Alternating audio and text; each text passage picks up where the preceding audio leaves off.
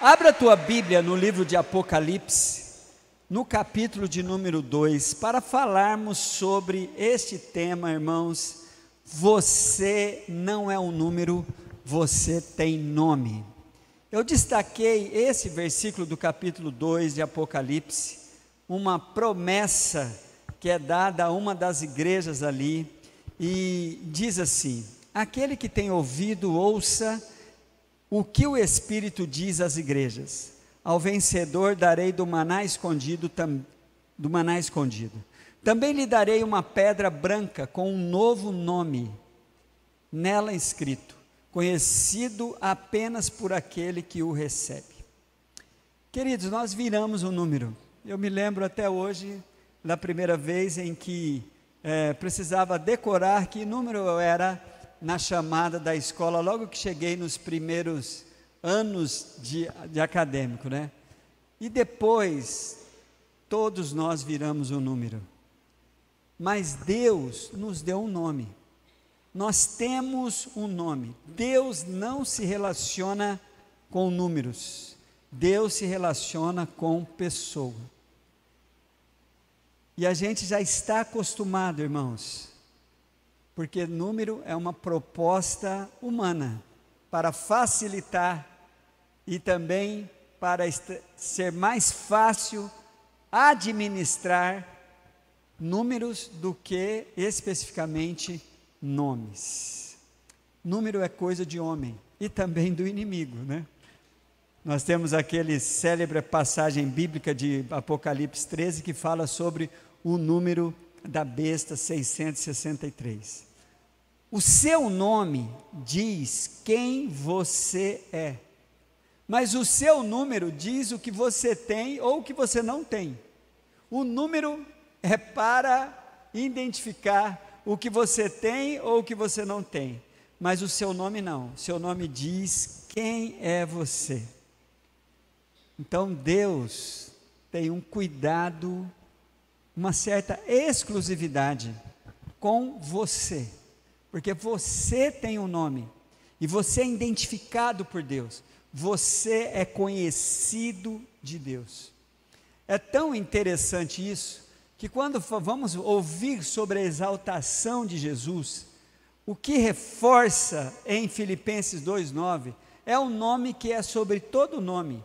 Olhe para Filipenses 2,9 que diz assim: por isso Deus o exaltou à mais alta posição, e lhe deu um nome que está acima de todo nome, para que ao nome de Jesus se dobre todo o joelho no céu e na terra e debaixo da terra, e toda língua confesse que Jesus Cristo é o Senhor, para a glória de Deus Pai. Amém? Um nome que é sobre todo nome. Vamos aplaudir esse nome que é sobre todo nome, que é Jesus. Eu quero particularizar muito essa palavra, por conta desta preocupação que quero que você tenha. Já estamos bem acostumados com o nosso número. Muitos, e por que não a maioria, já tem o seu CPF de cor.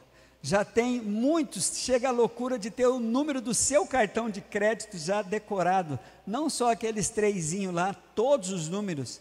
O seu RG.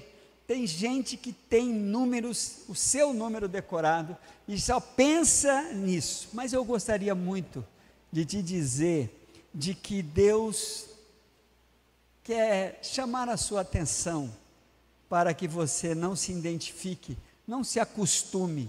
Use o seu número. Não é coisa do diabo. Você não está com a marca da besta porque você tem o seu CPF ou qualquer coisa, porque nós ainda estamos podendo comprar e vender com ou sem CPF, né?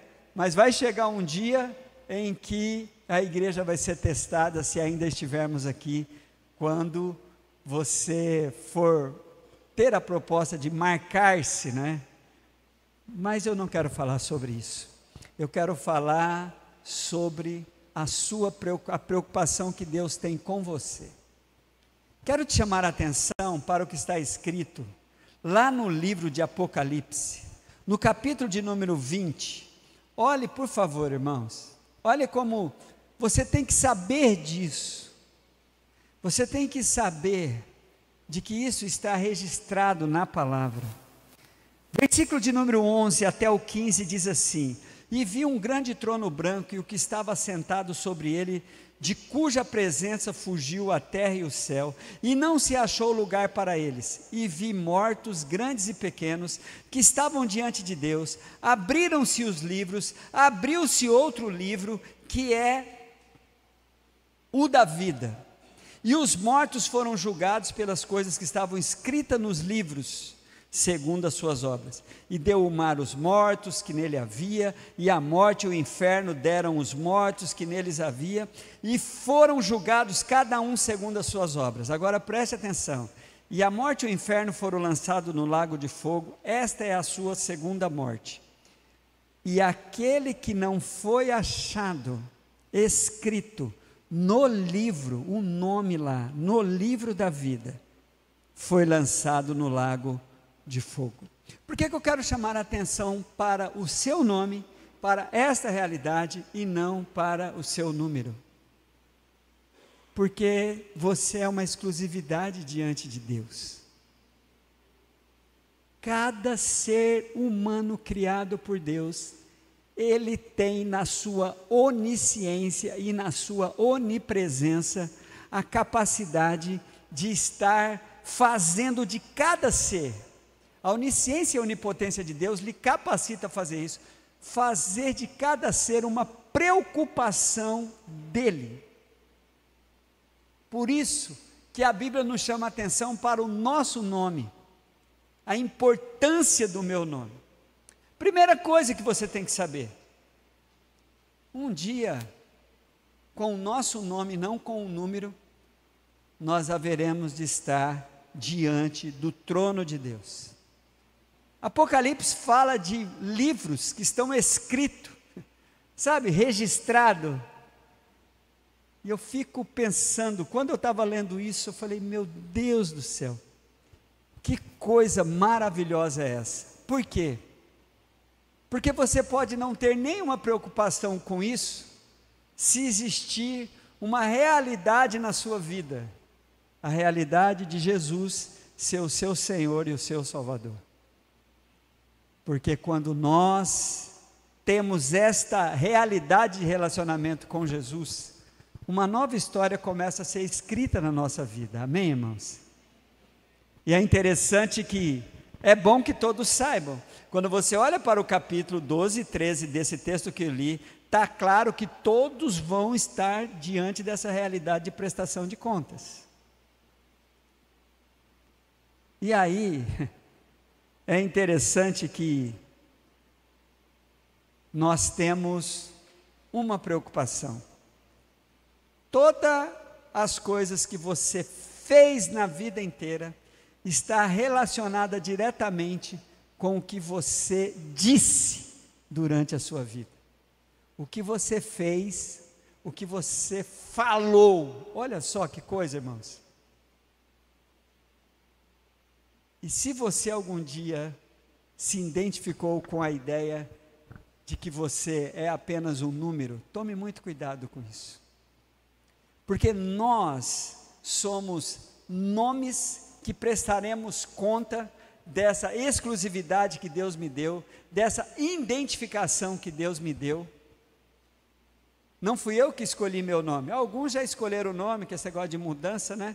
Poder mudar, mas a maioria das pessoas tem a realidade de ter recebido o seu nome.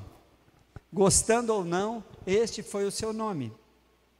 E aí, o que você fez com este ser? Olha como a Bíblia chama a atenção para que nós tomemos muito, muito cuidado em conhecer uma realidade que não tem a ver com o meu futuro, o amanhã ou depois, que é uma curiosidade de muita gente, mas com a minha eternidade. Onde passarei a minha eternidade? Porque Deus tem uma preocupação contigo, porque Deus está constantemente arranjando formas, e Deus é tão criativo, que ele arranja várias formas de chamar a nossa atenção para a necessidade que eu tenho de ter um relacionamento saudável com esse Deus. E uma das coisas que ele fez é deixar bem claro sobre esta realidade de eternidade. De eternidade. Enquanto essa eternidade não é inaugurada com a determinação de Deus, você tem que ter uma certa preocupação enquanto você está vivendo aqui. Uma delas é com relação ao que você diz. Olhe para o capítulo 12 de Mateus, versículo 36 e 37. Mas eu vos digo que toda palavra ociosa que os homens disserem, hão de dar conta no dia do juízo. Porque por tuas palavras serás justificados, e por tuas palavras serás condenado. Quem não será condenado se usar bem a palavra? Quem fizer isso daqui, o que está escrito em Romanos, capítulo de número 10, versículo 9 e 10, que diz assim, a saber, com a tua boca, se com a tua boca confessares ao Senhor Jesus, e em teu coração credes que Deus o ressuscitou dentre os mortos, você será salvo. Então, a tua eternidade já é uma convicção sua. A Bíblia vai dizer também que essa história onde vivemos vai ter um fim. Essa história agora. E vai começar uma outra história, uma nova história. Olha o que diz Apocalipse, capítulo de número 21, queridos. Um dos textos mais lindos que eu gosto de ler, e gosto de parar ali, gosto de ministrar esse texto. Olhando para o versículo de número 21, capítulo 21, versículo de 1 a 3. Então vi um novo céu e uma nova terra, pois o primeiro céu e a primeira terra tinham passado, e o mar já não existia.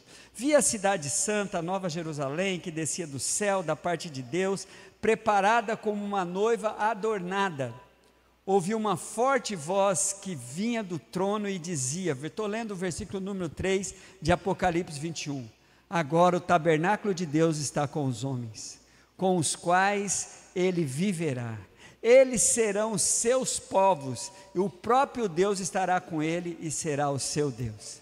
É a segunda vez, é o segundo domingo que eu cito esse texto, porque para mim, irmãos, ele é a expectativa, a fantasia. Eu fico imaginando como que é isso, e a mudança continua a ponto de nós vivermos uma realidade de que nenhum ser humano conseguiu viver isso ainda, que é o que está escrito no versículo de número 4. Acabamos de fazer pedidos de oração aqui de consolo, acabamos de estimular você a pedir a bênção de Deus, por conta da necessidade que temos de ter aliviado as nossas dores aqui. Agora olhe para o versículo de número 4 desse texto, e ele enxugará dos seus olhos toda lágrima. Posso ouvir o amém? Não haverá, irmãos, olha só, não haverá mais morte, nem tristeza, nem choro, nem dor, pois a antiga ordem já passou. E aquele que estava sentado no trono disse, estou fazendo nova todas as coisas. E ele continua dizendo, e acrescentou, escreve, pois estas palavras são verdadeiras e dignas de confiança. Gente, você tem um nome, esse nome chama a atenção de Deus, porque você é uma pessoa identificada no céu, e não importa, tá?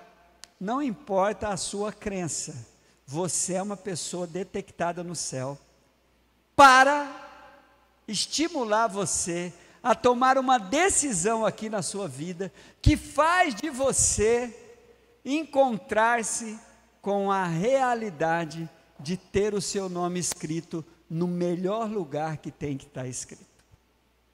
Para você ter essa expectativa de ir para lá, para viver essa nova história, esse novo tempo. Mas, irmãos, enquanto isso não chega, é interessante que nós precisamos começar, a gente precisa experimentar aqui. Um dos versículos mais conhecidos da Bíblia, que eu gosto de estimular você a pensar nisso, é que, na verdade, vai haver um novo tempo, tudo mudará, eu vou receber até um novo nome, todos nós vamos estar, e a preocupação de Deus é com o seu nome, não tem nada a ver com o número aqui.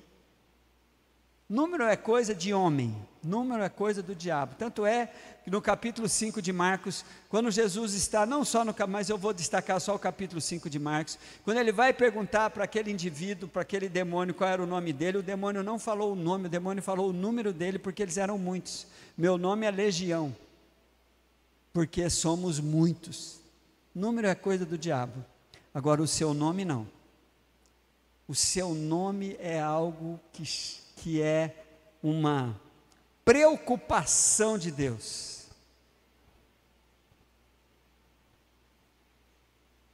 E você precisa já estar experimentando essas novidades de Deus aqui, por conta disso que foi instaurado na sua vida, se você tem Jesus como Senhor e Salvador dela. Olha o que diz 2 Coríntios capítulo 5, versículo 17. E assim, já que para esse tempo nosso, e assim, se alguém está em Cristo, nova criatura é. As coisas velhas se passaram, eis que tudo se fez novo. Amém, igreja? Então essa novidade a gente precisa estar vivendo aqui e agora. Voltemos à questão do nome. Irmãos, tem uma lista, a mais tétrica, a mais sombria, a mais indesejável lista está registrada na palavra de Deus, no capítulo de número 21 ainda, de Apocalipse, versículo 8. Essa é uma terrível lista, e tomara que em nome de Jesus, você não seja identificado com nenhum desses adjetivos aqui. Apocalipse 21, 8 diz assim: mas os covardes, os incrédulos, os depravados, os assassinos, os que cometem imoralidade sexual, os que praticam feitiçaria, os idólatras e todos os mentirosos, amantes da mentira, o lugar deles será no lago de fogo que arde como fogo e enxofre. Esta é a segunda morte, a mais terrível de todas as listas. Porque as pessoas têm nome e elas estão em todos os lugares, Deus faz de tudo para mudar essa realidade na vida de seres humanos.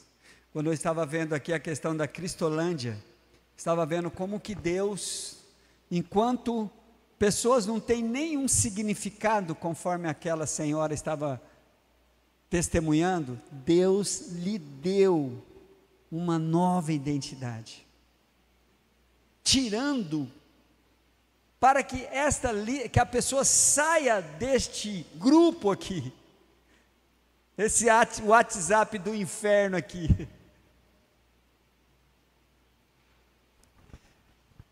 E se você tem um nome, e esse nome vai estar registrado, ainda vivemos, irmãos, a necessidade do meu nome seguir ao meu número, né? Eu tenho um número, mas o meu número indica que eu tenho um nome.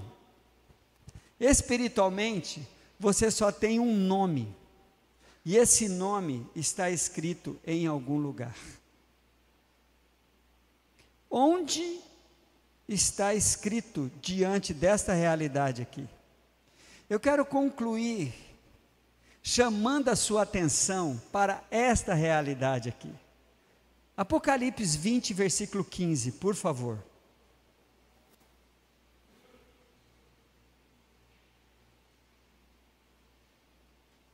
A Bíblia diz assim, no Apocalipse, capítulo 20, versículo de número 15. Olhe para esse texto, irmãos, porque aqui está a pergunta que eu quero fazer para você.